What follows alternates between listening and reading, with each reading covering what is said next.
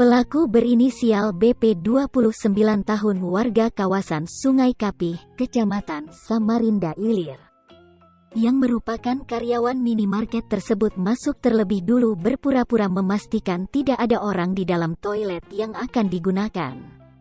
Namun, ternyata BP juga menaruh ponselnya dalam keadaan oncam di sebuah keranjang sampah dan disembunyikan di balik tumpukan bekas tisu serta sampah. Tempat sampah tersebut juga seperti sengaja dibolongi. Korban yang tidak sadar masuk ke dalam toilet dan tak tahu aktivitasnya direkam oleh ponsel BP. Aksi tidak senonoh ini terungkap saat korban melihat ada sekelebat cahaya dari keranjang saat tengah buang air kecil. Wanita ini pun memastikan dengan mengorek tumpukan sampah tersebut dan menemukan sebuah ponsel yang merekam dirinya sedang buang air kecil.